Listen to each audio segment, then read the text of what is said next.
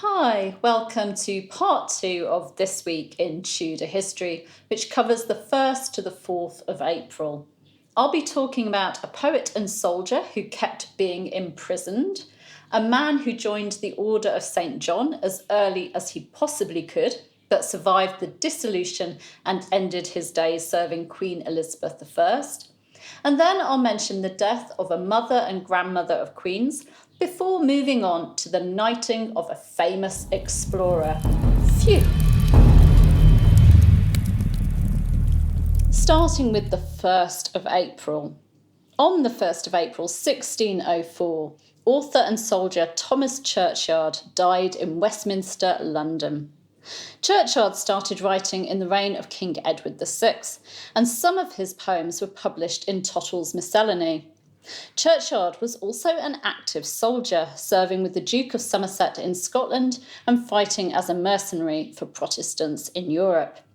Let me share with you a few facts about this Tudor man. Thomas Churchyard was born in around 1523 in Shrewsbury, and his early life and family background are obscure. He joined the household of Henry Howard, Earl of Surrey, in 1537, serving as a page there until 1541. It's thought that he served with Surrey as a soldier in Flanders in 1543, and then in 1548, during the Duke of Somerset's Scottish campaign, he was captured by the French and Scots and imprisoned for 6 months. From 1550 to 1551, he served under the Lord Deputy of Ireland in Ireland, and in 1553 he was serving under the Emperor on the Rhine when he was captured.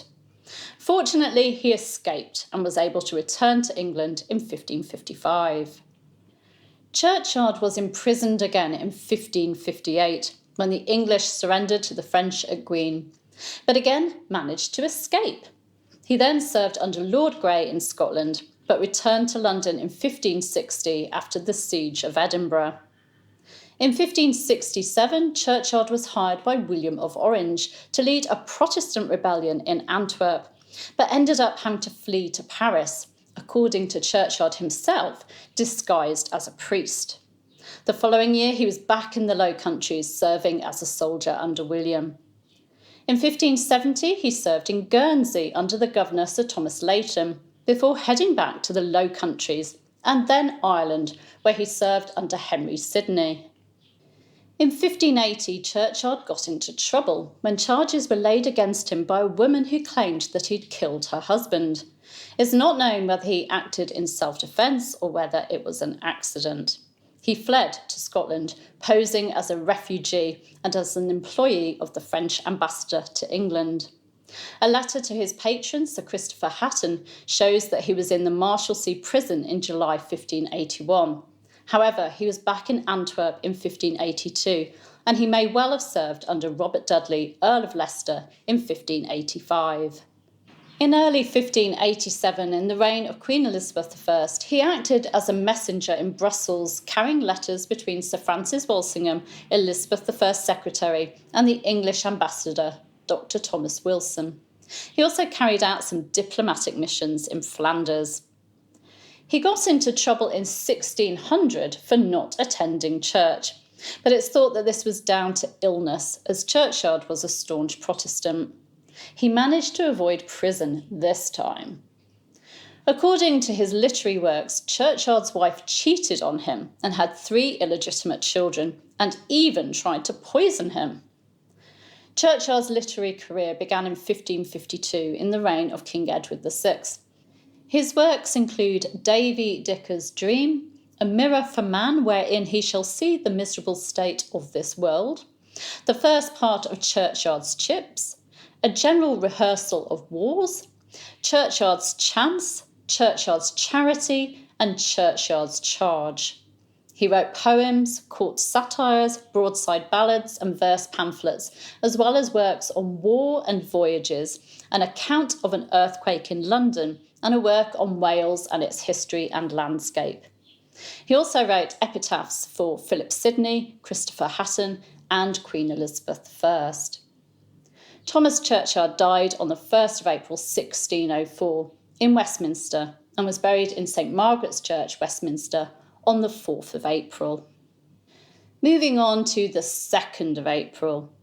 On the 2nd of April 1568, in the reign of Queen Elizabeth I, Member of Parliament, Chancellor of the Duchy of Lancaster, and Knight of the Hospital of St. John of Jerusalem, Sir Ambrose Cave, died at the Savoy. He was buried at Stamford after a funeral at the Savoy Chapel.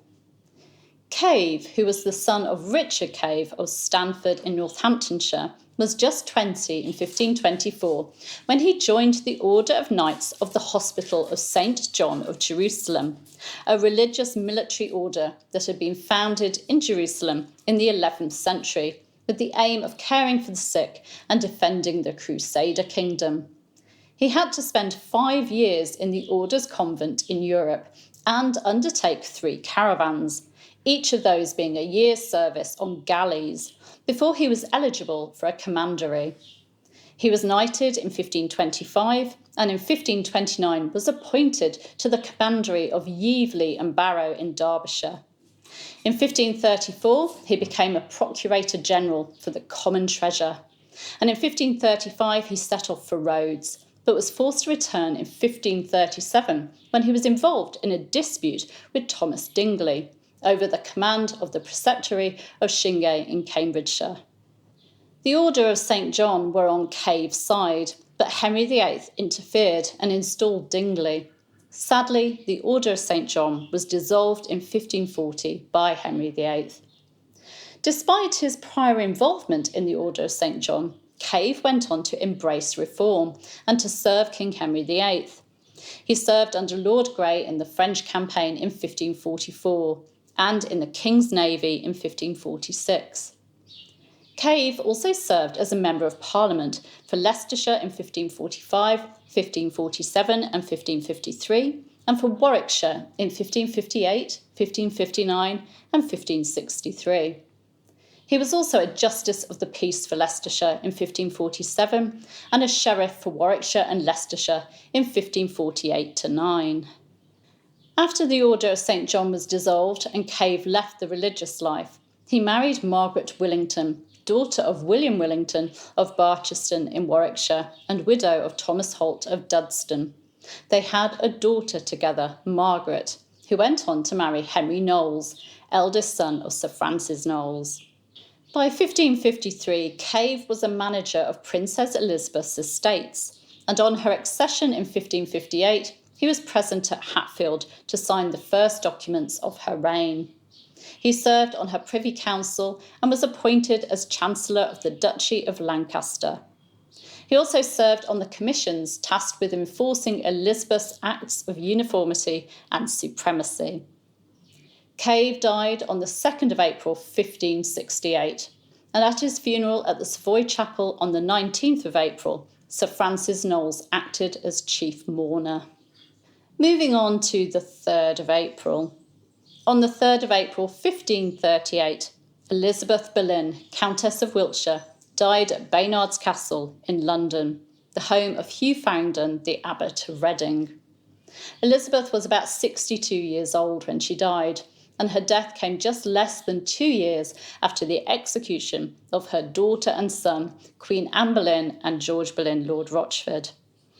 You can find out more about her death, her funeral on the 7th of April 1538, and her resting place in a video that I did, and I'll give you a link to that in the description. I'll also give you a link to my 10 facts about Elizabeth Boleyn so you can find out more about her.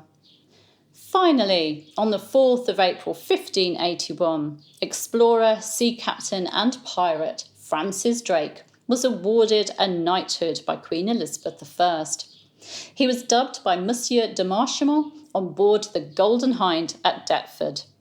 The knighthood was a reward for his 1577 to 1580 expedition, which saw him plundering Spanish ports, capturing Spanish ships, claiming Point Loma for England as Nova Albion, circumnavigating the globe, and, more importantly, bringing back a rich cargo of treasure and spices for his queen. Drake presented Elizabeth with a jewel to commemorate his successful circumnavigation. It was from Mexico and was made of enamelled gold decorated with an African diamond and a ship with an ebony hull. In return, Elizabeth presented Drake with a jewel and a portrait of herself. I'll give you links to my videos on Drake so you can find out more about his life and his expeditions. Well, that's all for this week. You can subscribe by clicking round about there.